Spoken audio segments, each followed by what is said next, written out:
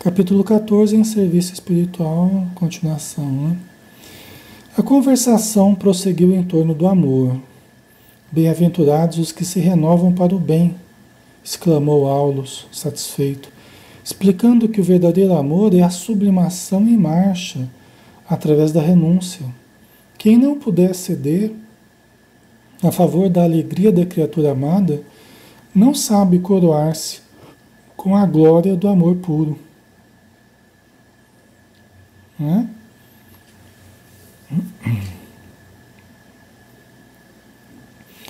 Então vocês entendem?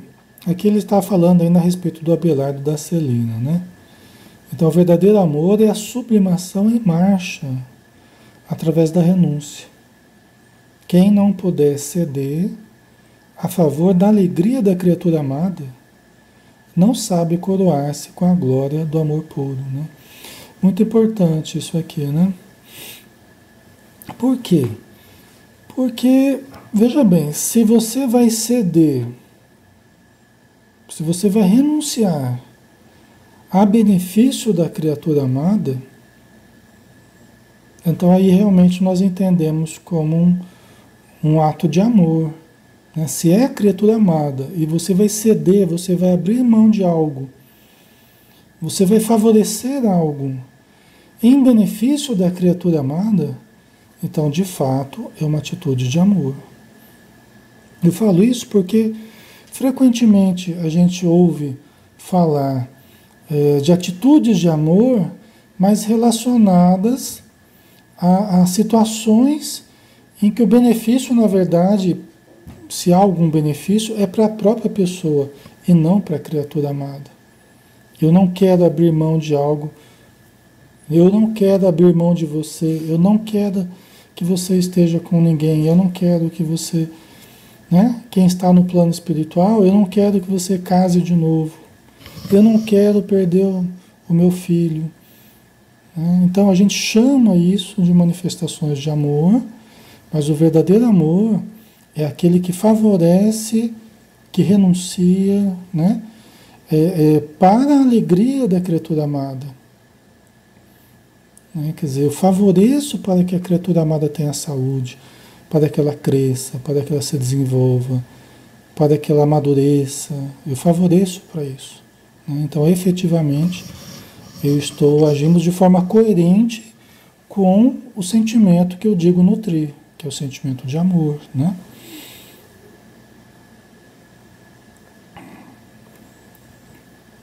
Muito bem.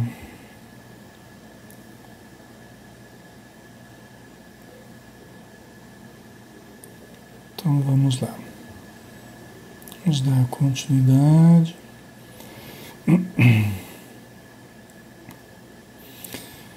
Após a morte corporal, aprendemos habitualmente no sacrifício dos próprios sonhos a ciência de amar, não segundo os nossos desejos, mas de conformidade com a lei do Senhor. Então vamos lá, repetindo aqui, né? Após a morte corporal,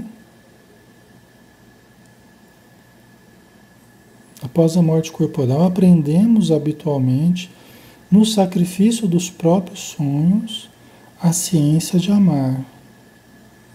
Tá vendo, pessoal? Quer dizer, após a morte do corpo, né, normalmente a gente aprende no sacrifício dos nossos próprios sonhos. Né? Isso quer dizer o quê? Que às vezes você tinha ideais, você tinha sonhos de realizar determinada coisa, né? De se alegrar com determinada conquista, com determinada pessoa, mas vem a morte e aí nós somos obrigados a reajustar os nossos planejamentos, reajustar os nossos sonhos.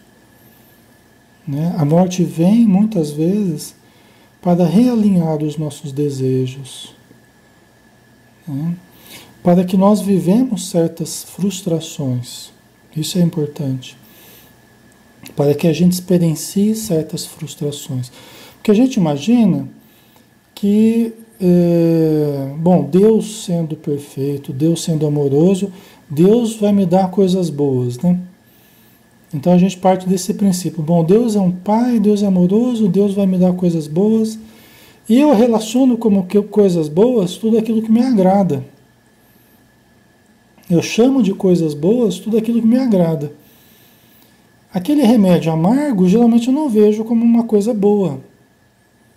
Né? Muitas pessoas até começam a questionar Deus quando recebe um remédio amargo, porque acham que não, Deus é só para me dar coisas boas, segundo a minha percepção do que é bom e do que não é bom. Né? E aí começa já o problema, porque nem sempre o que a gente percebe como coisas boas, nem sempre é. E o que a gente percebe como algo ruim, nem sempre é ruim para a gente. Né? Como é que nós vamos aprender a distinguir quando nós formos aperfeiçoando um modo de discernir, fomos obtendo mais conhecimento sobre a lei divina, sobre tudo, na verdade, né? Sobre a vida, sobre as pessoas.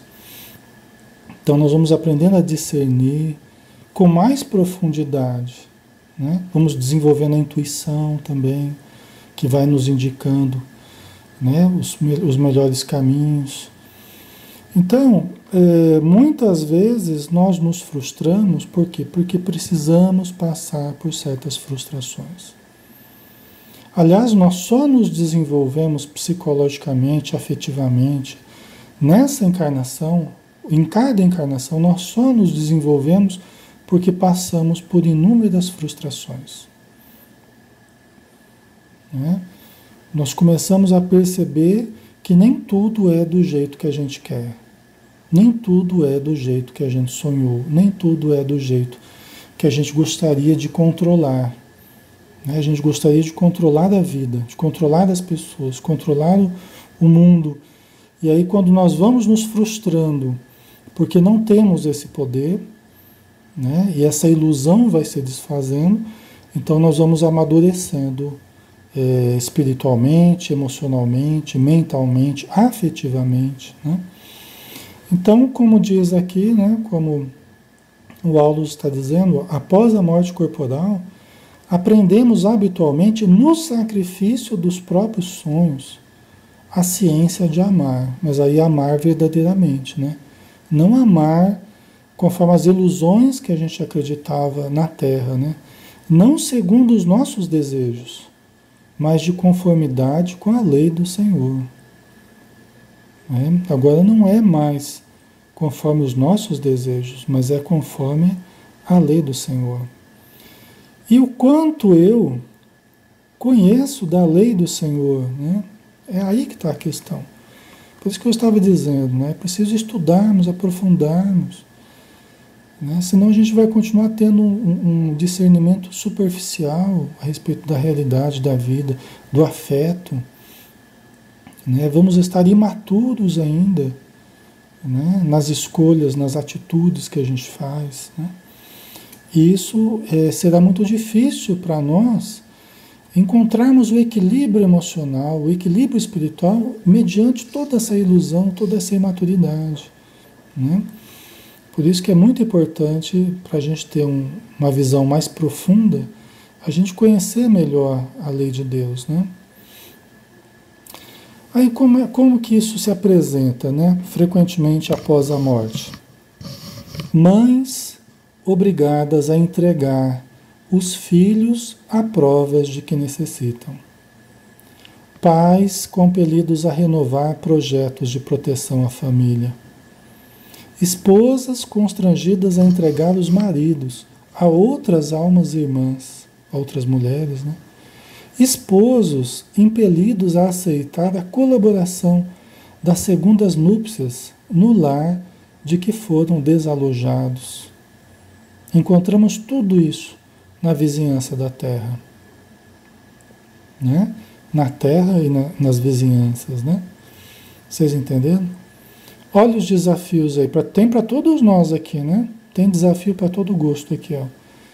O desafio para as mães entregarem os seus próprios filhos as provas de que eles necessitam. Porque normalmente as mães querem querem impedir até os filhos de passarem pelas provas. Se fosse depender das mães, elas gostariam de impedir que os filhos passassem pelas provas.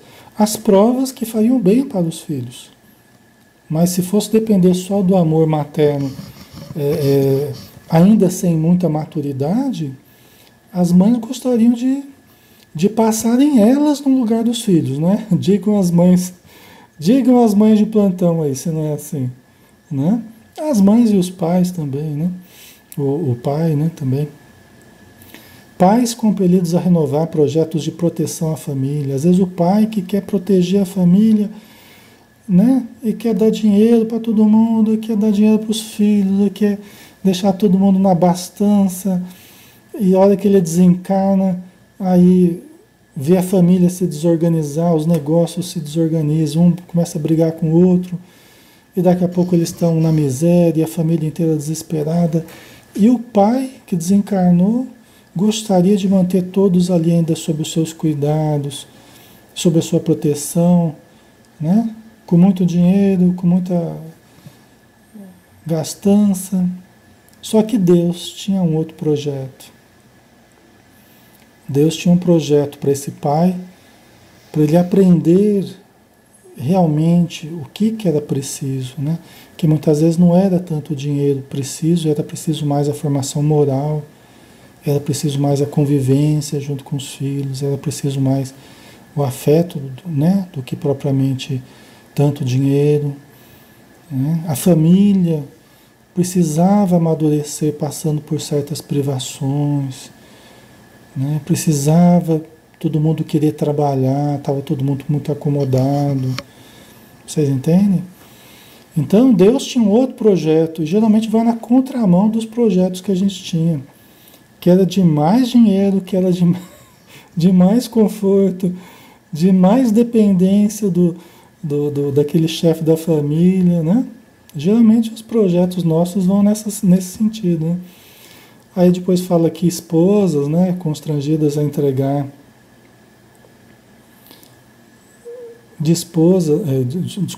esposas constrangidas a entregar os maridos a outras almas irmãs, né? Quer dizer, aí a mulher desencarnou, tem que ver o marido se casando de novo, ou o marido, né, tem que ver a esposa em segundas núpcias. Então, isso tudo, pessoal, são desafios para o nosso sentimento, né? Para nós ainda é fácil falar que nós estamos aqui encarnados, né? Mas e quando estivermos no plano espiritual? Né? Então, nós podemos ser desafiados a lidar com tudo isso aqui que o Aulo está dizendo, né? Só um minutinho aqui que eu... Prontinho. Ok. Então, é um desafio, né? É um desafio para a nossa superproteção, né? Quando a gente superprotege alguém, o que a gente está dizendo? A gente está dizendo que a gente não acredita que a pessoa possa fazer, né, aquilo que eu quero, aquilo que eu faço por ela, né, que ela não pode fazer, que ela não tem condição de fazer, ela não dá conta de fazer, eu tenho que fazer pela pessoa. Isso é subestimar a pessoa. Né, isso é subestimar. Isso é dizer que não acredita nas pessoas. Vocês entendem? Tá travado aí, pessoal?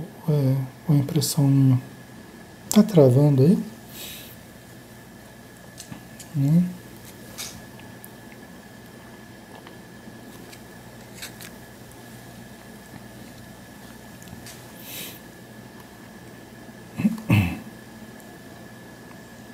Espero que não. Ok, vamos lá, né? Então tá joia, né? Então na sequência aqui, a morte é uma intimação ao entendimento fraternal, asseverou o instrutor. E quando não lhe aceitamos o desafio, o sofrimento é o nosso quinhão. Quando o amor não sabe dividir-se, a felicidade não consegue multiplicar-se. Que bonito, né? Que profundidade, né, pessoal? Então, a morte é uma intimação ao entendimento fraternal. Nós somos intimados, né? Nós somos intimados pela vida ao entendimento fraternal. Intimados por Deus ao entendimento fraternal. E quanto mais a gente tem a dificuldade de entender, de aceitar esse desafio, de encararmos a necessidade de amadurecermos, de aceitarmos os impositivos da vida, né?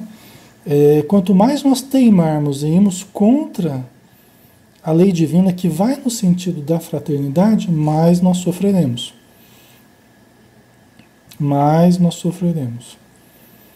Mais angústia, mais ódio, mais rancor, né?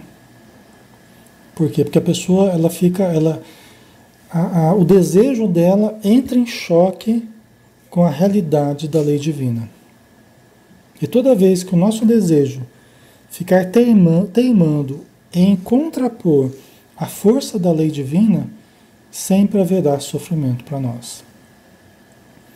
Sofrimento este, logicamente, advindo dos nossos defeitos. Por isso que a gente fala, né? Os Espíritos explicam que o que produz sofrimento em nós são os nossos defeitos.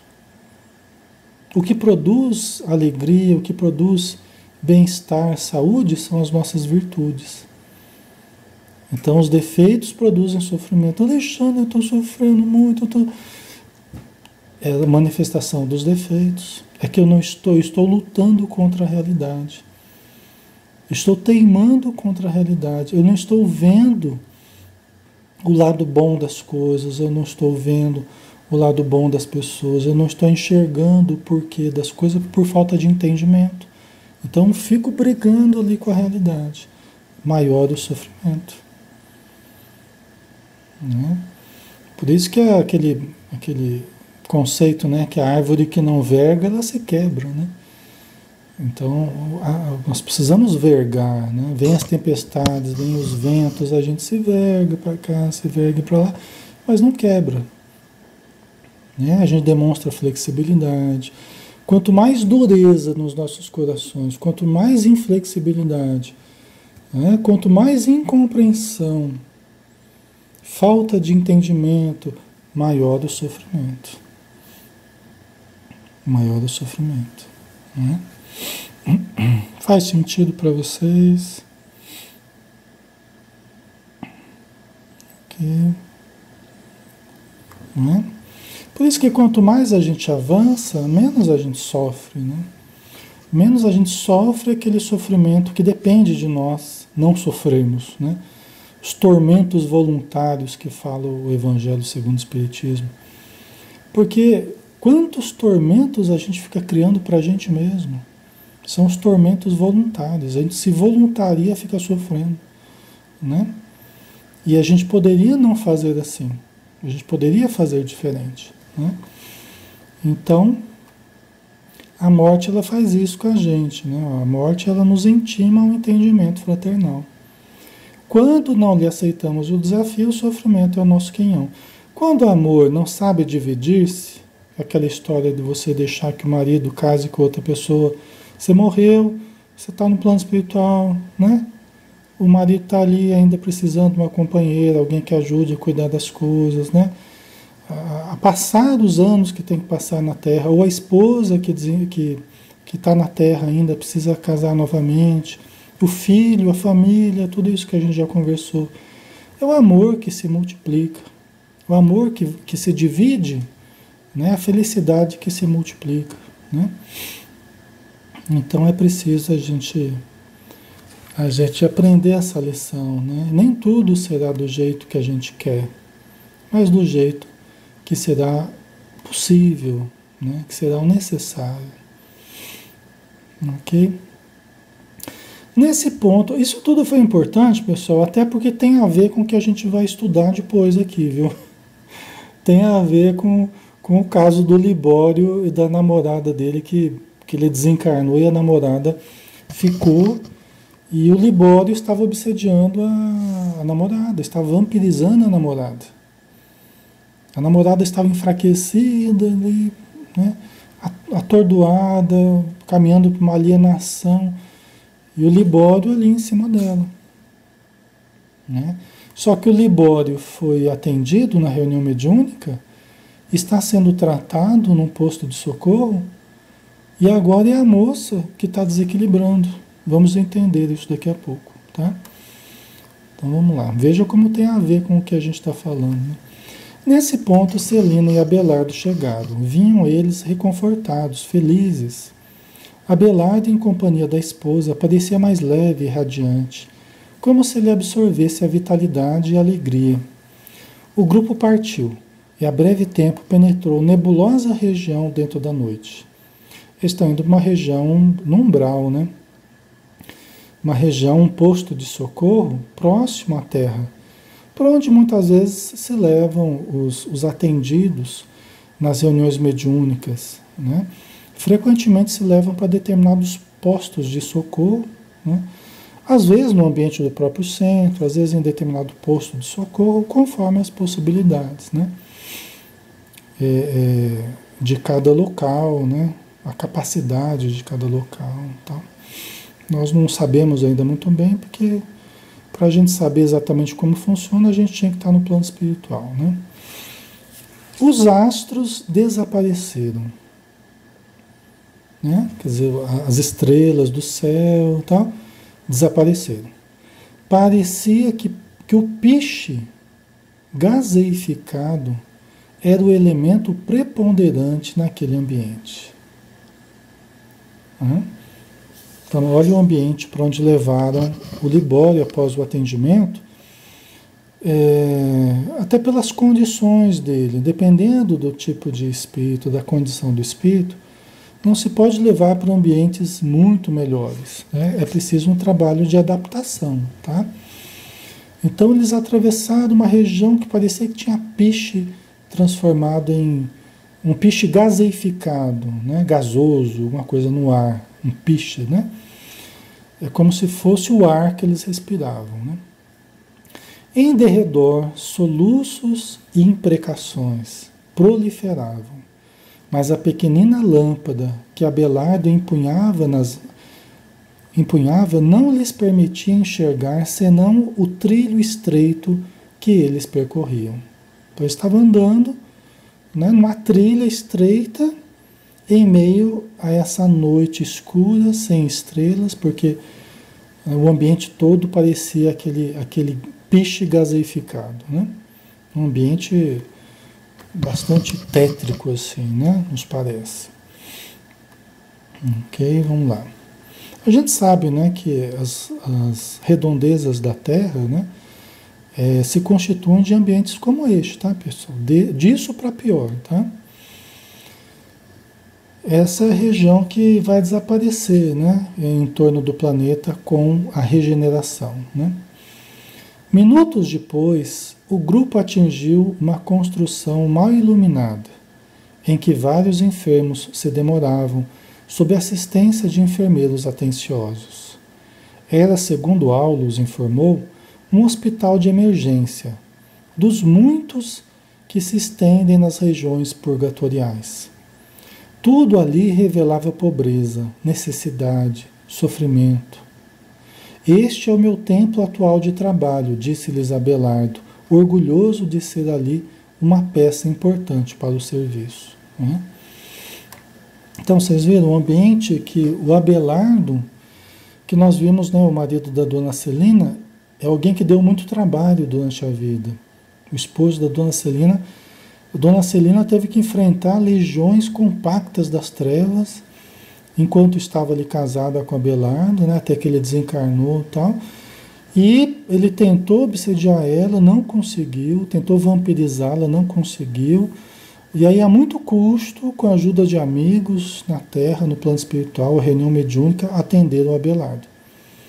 E agora, depois de adaptar-se, depois de treinamento, ele está ajudando na reunião mediúnica e trabalha nesse posto de socorro, né, nesse hospital de emergência aí, nessa região em torno do planeta. Tá? Só que ele fala orgulhoso, ele fala satisfeito. Orgulhoso aqui num bom sentido, né, da pessoa se sentir satisfeita por estar realizando um trabalho no bem. Isso é legal, né? Ele não é uma alma de escola, não é alguém super preparado, não, mas ele está realizando um trabalho no bem, né? E esse trabalho é de magna importância, é de grande importância, porque vai permitir que ele se prepare melhor para uma futura encarnação, onde ele poderá ter um desempenho melhor, né? E quem sabe acompanhado pela a sua esposa, né? Ainda na Terra, tá? Então vamos ver o que, que vai acontecer nesse hospital, né? Então é o lugar onde o Abelardo trabalha e onde o Libório está recolhido após a reunião mediúnica, né? O irmão Justino, diretor da instituição, recebeu o grupo, pedindo escusas, pedindo desculpa por não lhe ser possível acompanhar os amigos no serviço. A razão era simples. A casa jazia repleta de psicopatas desencarnados e não poderia, dessa forma, deter-se naquele momento. A desarmonia era efetivamente tão grande no hospital que André ficou espantado. Estão vendo, pessoal? Quem acha que vai pegar moleza no plano espiritual pode tirar o cavalinho da chuva, viu? Quem acha que vai descansar no plano espiritual, fala, eu vou morrer, vou descansar, tal. Fica nas nuvens lá tocando harpa, né? Então veja bem, um hospital ali nas redondezas da Terra, né? E a casa, o hospital repleto de psicopatas. Por quê? Essas almas revoltadas, essas almas perversas, né? Espíritos perversos, recém-desencarnados, ou há mais tempo desencarnados, mas que resolveram buscar ajuda, mas que estão ainda em estado de grande necessidade, né? Muitas são verdadeiros psicopatas. Isso não é algo anormal. Na reunião mediúnica, por exemplo, muitos dos espíritos que nós atendemos, que nós conversamos todas as noites de reunião, são psicopatas, né? Muitos dos diálogos que nós temos são psicopatas. São pessoas que estão com um pensamento perverso, né? Estão fazendo mal, estão obsediando. O que constitui a perversidade? A perversidade, em essência, se constitui você fazer o mal e saber que está fazendo mal. Você saber que está gerando sofrimento em alguém. Isso constitui uma atitude perversa. Entendeu? Um significado do termo, né? Quer dizer, você perverteu o teu senso ao invés de você se alegrar, né, com aquilo que faz o bem para as pessoas, né, que ajuda as pessoas, você se alegra com o sofrimento delas, com a morte delas, com a ruína delas, né? E isso é a essência dos diálogos que nós temos em todas as reuniões mediúnicas com os espíritos obsessores, que fazem o mal deliberadamente, né? Fazem o mal deliberadamente. Não é aquele mal que você não imaginava que ia ter um impacto assim na vida de alguém, tal, é diferente, né? Você não tinha consciência do mal que estava fazendo, não. É um mal deliberado, né? A Tânia colocou, porque morreram nessa condição e a morte não os modifica. Exatamente, Tânia, né? Quer dizer, são pessoas que estão no plano espiritual como estavam na Terra. Ora, não está cheio de psicopata hoje no planeta?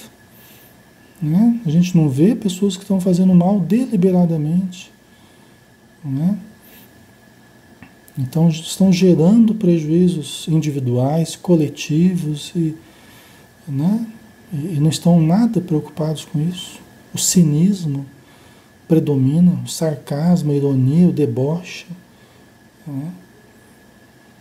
A gente vê hoje pessoas ironizando em torno de Jesus, ironizando em torno do cristianismo, né? Elegendo outros deuses, né? Outros deuses que acabam tomando o lugar, né? O dinheiro, o poder, a ganância, né? É triste, mas é o que está acontecendo, pessoal. Infelizmente é o que está acontecendo, né? É preciso muita vigilância, né? Então, continuando aqui, então o diretor da casa não podia descuidar, né? Porque a casa estava repleta de psicopatas, né? Só que a diferença é que aqui na Terra os psicopatas passam por pessoas praticamente normais, assim. São vistas quase que como pessoas normais, né? Mas enfim, né? Vamos lá. Como promover reajuste num meio atormentado como aquele? O André Luiz perguntou, né? Ele ficou horrorizado, ele ficou espantado com tamanha desarmonia naquele hospital, né? Onde haviam tantos psicopatas, né? Então, como promover reajuste num meio atormentado como aquele? Aulus explicou: importa reconhecer que este pouso é um refúgio para desesperados. Segundo a reação que apresentam, são conduzidos de pronto a estabelecimentos de recuperação positiva ou regressam às linhas de aflição de que procedem. Aqui apenas atravessam um pequeno estágio de recuperação. Tá? Então, pessoal, passando por dores, passando por inúmeros sofrimentos, muitos acabam buscando ajuda. Né? Muitos acabam sendo ajudados nas reuniões mediúnicas. Quer dizer que viraram santos de uma hora para outra? Não. Eles continuam sendo almas atormentadas, continuam sendo psicopatas. Né? Só que agora, por exemplo, numa reunião mediúnica, o diálogo proporcionou um começo de mudança. Mas um começo de mudança não significa a mudança total. Alguém que estava odiando, alguém que estava obsediando, alguém que estava prejudicando, não quer dizer que essa pessoa mudou só porque foi na reunião mediúnica e recebeu orações e conversou com o doutrinador, né?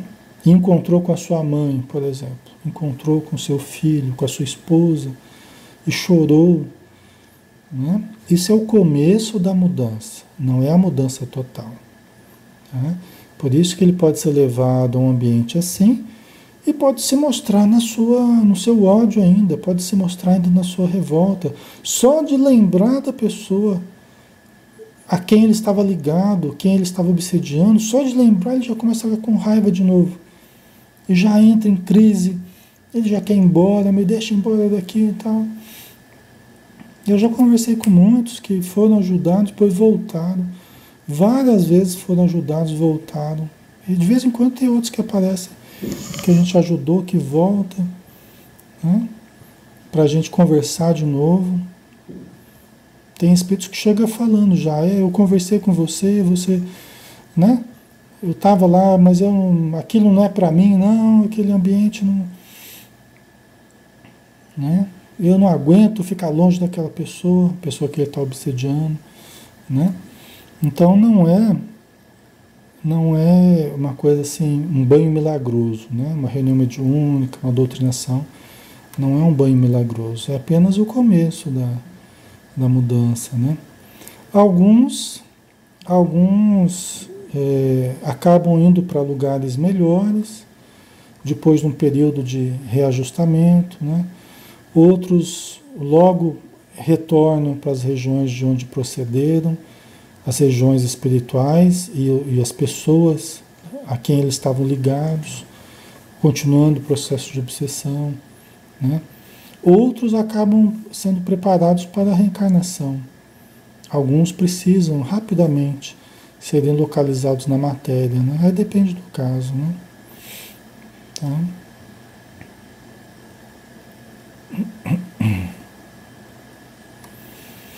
Num leito simples, Libório, de olhar esgazeado, mostrou-se indiferente à presença do grupo.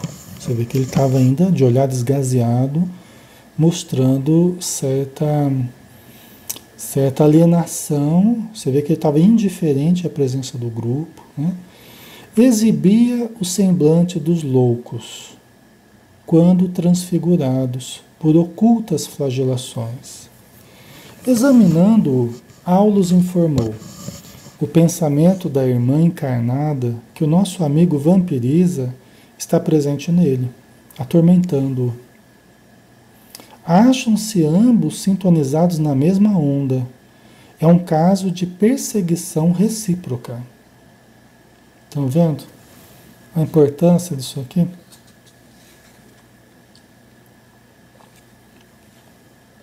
Olha a importância disso, né?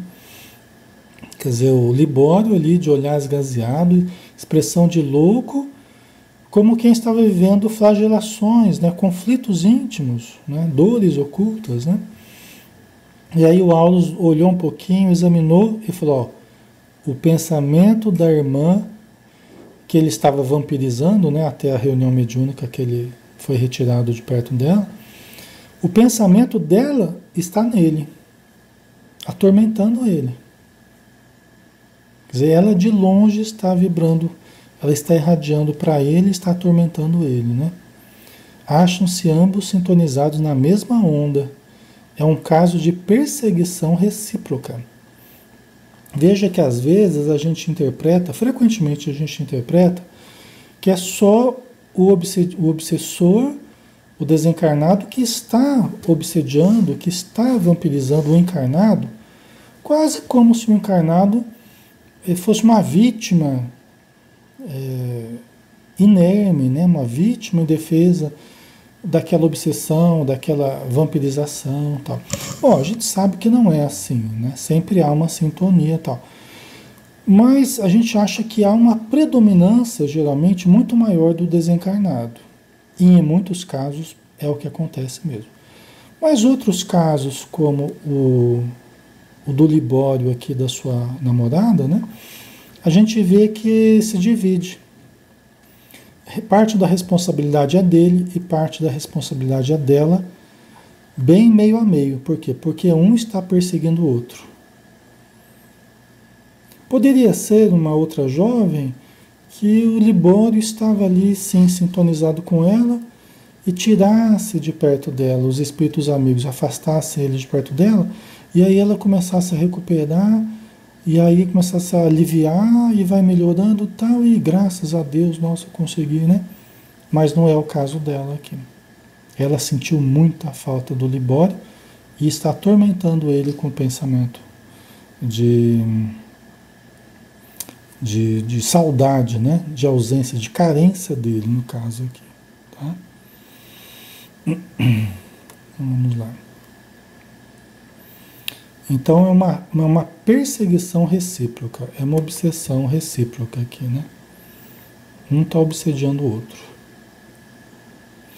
Os benefícios recolhidos no grupo, na reunião mediúnica, estão agora eclipsados pelas sugestões arremessadas de longe.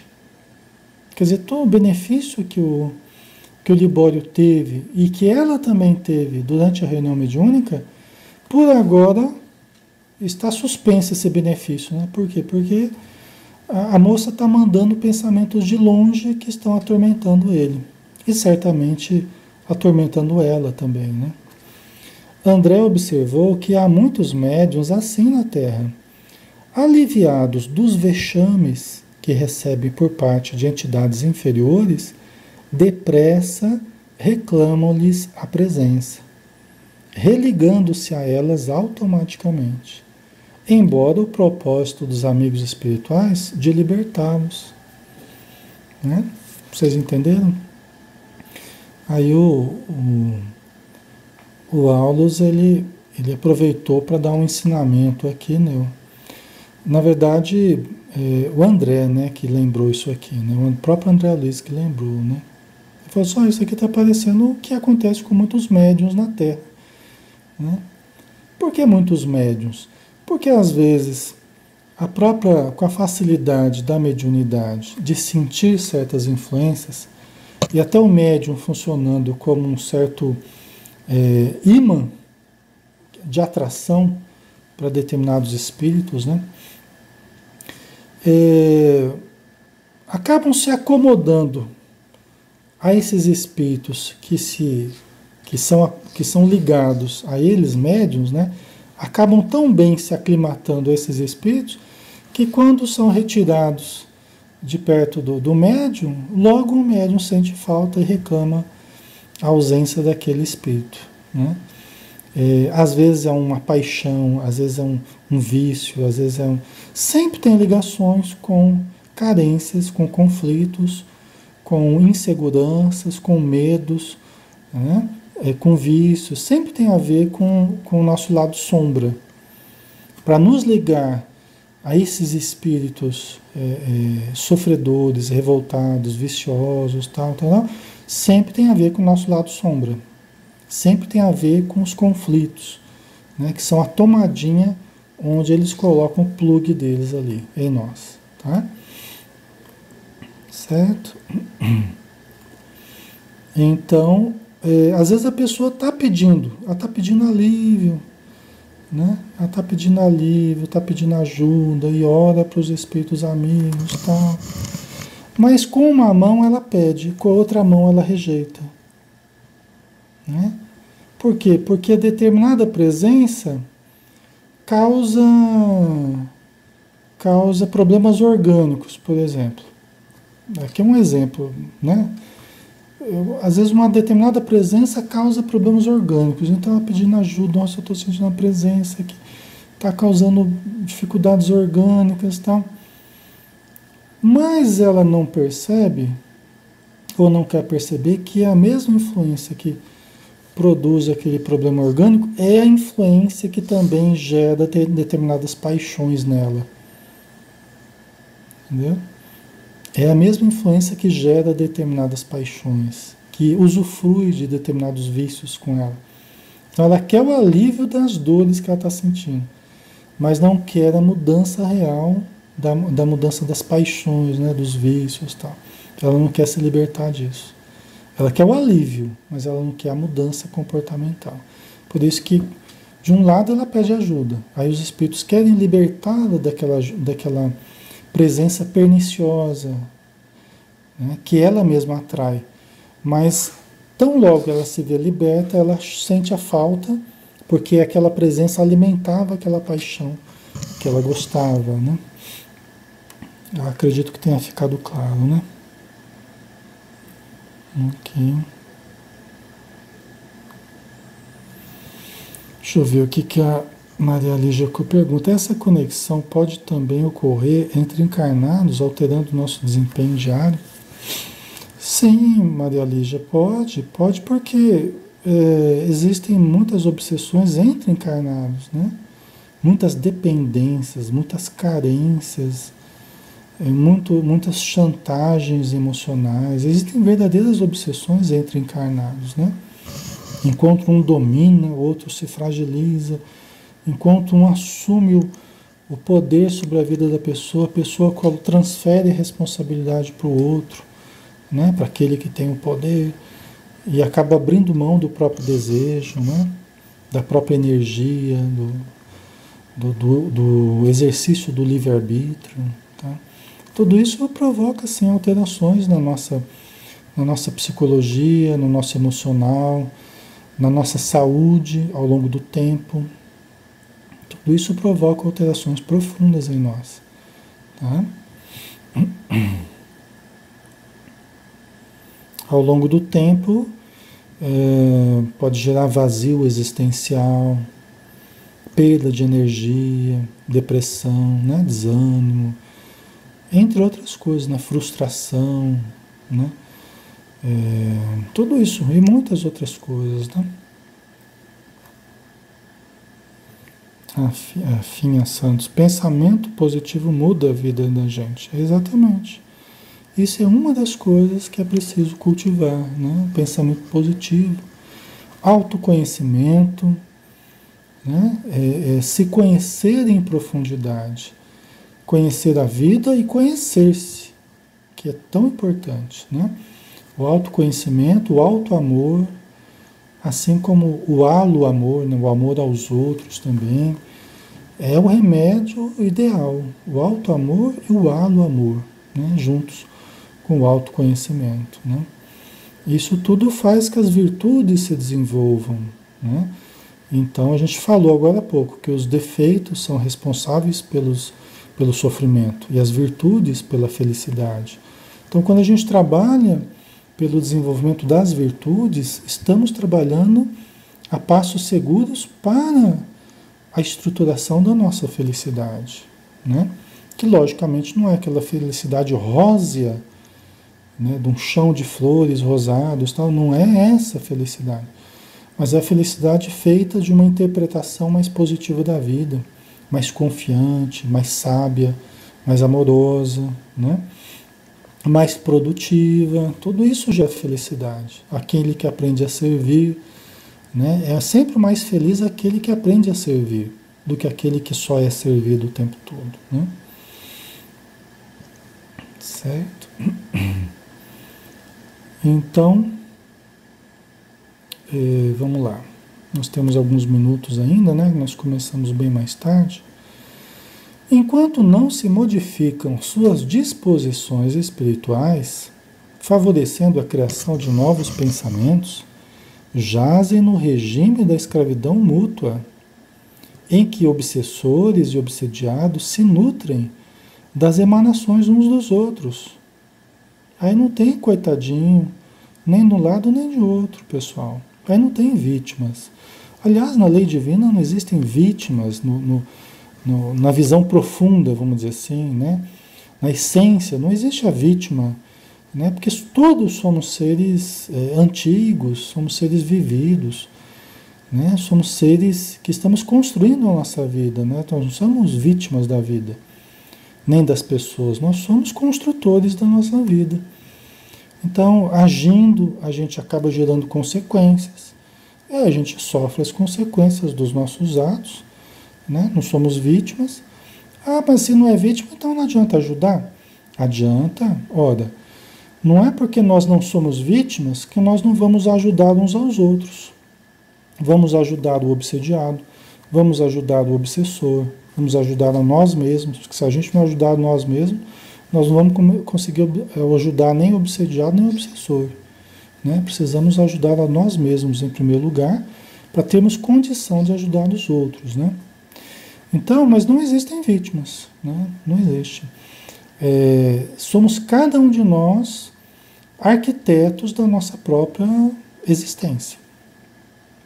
A nossa existência não é apenas essa encarnação. Ah, Alexandre, nessa vida eu não fiz nada que justificasse esse sofrimento, eu só fiz o bem para as pessoas. Ok, mas então o Evangelho tem a resposta. Se você não achar as causas nessa vida, você vai achar certamente nas existências passadas, né? Porque Deus não é injusto, né? Deus não pode dar o mal para aquele que só fez o bem, né? Nem pode dar o bem para aquele que só fez o mal, né? Então, Deus dá a cada um segundo as suas obras, né? Então, Deus é justo, eminentemente justo, né?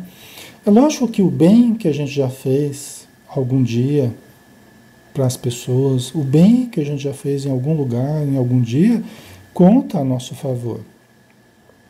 Porque pode ser que a gente não fez só mal também, né? Deus abençoe que a gente tenha feito algum bem também, né? Então esse bem, ele chega até nós também, né? Só que podemos ter feito mal. Então o mal também vem como colheita, né, do mal que a gente fez. A desarmonia que a gente colhe hoje, a doença que a gente colhe, os infortúnios todos que a gente passa, né? Então, muitos têm a ver com o passado, né, e com as necessidades de mudança no presente, não é? Então, nós não somos vítimas, né? Enquanto não se modificam suas disposições espirituais, enquanto a gente não muda de verdade, favorecendo a criação de novos pensamentos. Quer dizer, é preciso pensar diferente. Por quê? Porque as atitudes negativas são produzidas por pensamentos negativos. É produzido por um modo de ver a vida negativo. Se você enxerga a vida e as pessoas de forma negativa, suas atitudes serão negativas. Se você enxerga a vida e as pessoas de uma forma positiva, a sua atitude será positiva, né? Por quê? Porque nós vamos reagir à vida conforme o nosso modo de enxergar a vida, ok? Então nós temos que mudar o modo de ver a vida, o modo de ver as pessoas. Até a necessidade, seja ela qual for, revolta, ódio, criminalidade, nós temos que olhar de um modo mais positivo. Né? Ah, Alexandre, mas quer dizer então que não precisa força, não precisa polícia, não precisa cadeia? Não, quer dizer nada disso. Né? Quer dizer que nós precisamos olhar que até essas coisas elas têm uma ação positiva na sociedade, na vida. Uma das frustrações maiores que o André Luiz teve ao chegar no plano espiritual foi ver que no plano espiritual, em nosso lar, tinha sistemas de defesa, né? Tinha sistemas de armas para proteção da cidade. Os espíritos, quando saem para visitar o umbral, para visitar as trevas, eles vão armados para protegê-los. Eles vão com cão de guarda. Eles vão com animais que fazem a proteção. Talvez muitas pessoas na Terra que ficariam horrorizadas, né? Chegar no plano espiritual, nosso lar, né? Porque não pode estar armado no meio dos bandidos, né? Mas no plano espiritual, muitas coisas vêm à tona, né? Aqui na Terra a gente acha que ser bonzinho é a mesma coisa que ser bom, né? No plano espiritual as coisas são mais claras. Os espíritos são bons de fato, eles não são bonzinhos, né? Eles são bons, mas são justos. Na obra do André Luiz tem até uma... Quando o André Luiz questiona, pô, mas como é que vocês usam armas aqui e tal? Aí o mentor do André Luiz explica: André, aquele que não é capaz de defender as obras do bem não merece usufruí-las. Entendeu? Aquele que não é capaz de defender as obras do bem não merece usufruí-las. Por isso que as casas espíritas, todas as organizações voltadas ao bem aqui no planeta, espiritualmente falando, todas elas têm proteção. Todas elas têm os lanceiros, os indígenas são muito utilizados na proteção, porque se especializaram, né, no uso de certas armas, de lanças, né, espirituais e tal. E muitos outros espíritos, né, especializados em defesa pessoal, muitos são utilizados para a defesa das casas espíritas. Para a defesa não só das casas espíritas, mas de toda a organização voltada ao bem. Sabe por quê, pessoal? Porque nós estamos sempre em guerra espiritual. A gente vê isso claramente na obra do André Luiz. Nós estamos continuamente em guerra espiritual. Como nós estamos aqui na matéria, mas rodeados pelo umbral, porque o umbral começa aqui, na verdade, pessoal. O umbral não é lá, em algum lugar. O umbral começa aqui mesmo e se estende até uma certa região. Então, todos nós aqui na matéria, nós precisamos de proteção. Todos que buscam o bem acabam tendo a proteção do bem. Quando a gente transita na rua, pessoal, nós cruzamos com verdadeiros monstros. Assim nos mostra André Luiz. Nós cruzamos nas ruas por aí com verdadeiros monstros, com entidades monstruosas que estão aí, andando para lá, andando para cá. Entendeu? Então é que a gente olha assim a vida material e a gente acha que é apenas essa coisa assim, tranquila, né? Você está na rua, mais ou menos tranquilo, né? Porque hoje em dia é o medo de assalto e tudo mais. Mas é só quem leu já a obra completa do André Luiz é que vai entender o que eu estou dizendo, né? Quem não lê, leia. Quem não leu, leia. Pegue toda a obra do André Luiz e leia, desde o nosso lar até o final. Aí vocês vão entender a importância, né? Então, os espíritos amigos, eles não são bonzinhos, eles são bons. São bons, e aqueles que são bons, mas são justos, eles não se entregam, não entregam as obras do bem para serem destroçadas pelo mal. Senão a casa espírita era destroçada pelo mal. Se não tivessem barreiras magnéticas, se não tivesse a segurança, nós seríamos destroçados pelo mal se os espíritos amigos não nos defendessem contra as legiões de espíritos malfeitores que existem em toda parte. Se os nossos lares não fossem protegidos, nós seríamos destroçados nos nossos lares. Entendeu? Aí a importância, e muitos lares são destroçados, né? A importância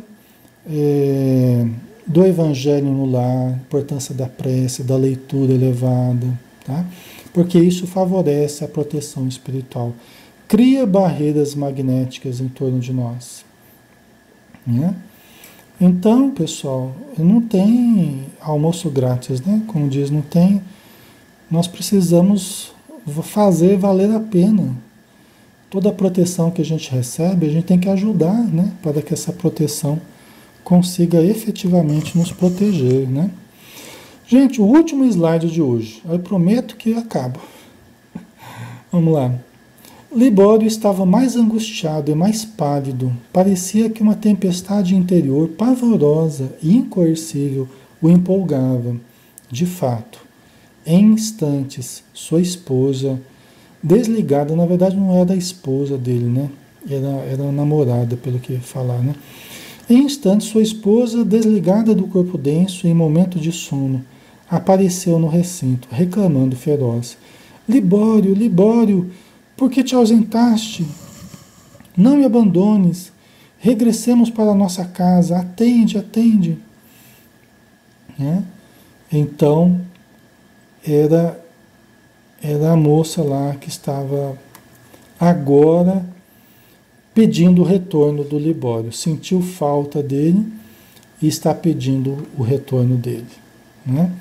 Quer dizer, que ela está completamente desequilibrada. Ela que foi ajudada minutos antes, aí, horas antes na reunião mediúnica, agora está sentindo a falta daquele que a estava obsediando, que era o Libório. Tá? Então é isso, né, pessoal? Por isso que a gente tem que querer a melhora profundamente. Olhar as nossas intenções. A nossa melhora não pode ser apenas a credencial para novas quedas. Não pode ser apenas a melhora superficial para continuarmos nos mesmos vícios, para continuarmos nas mesmas ilusões, né? A melhora, a ajuda que a gente recebe espiritualmente, por isso que os espíritos amigos, eles frequentemente não nos fazem melhorar de uma vez. Por quê? Porque muito da nossa melhora a gente acaba transformando em razão para cairmos de novo, em buscarmos os mesmos vícios, os mesmos erros que fizeram a gente piorar, né? Então, eles vão ajudando a gente para que a gente vá melhorando devagarzinho, para que a gente vá mudando ao mesmo tempo que vai melhorando. Porque melhorar é relativamente fácil, mudar é mais difícil. Aliviar sintomas é relativamente fácil, mas curar-se verdadeiramente implica em mudança no modo de pensar, mudança comportamental, mudança emocional, mudança espiritual, né? Então aí nós temos que estar realmente dispostos à mudança, tá? Pessoal, vamos finalizar por hoje então.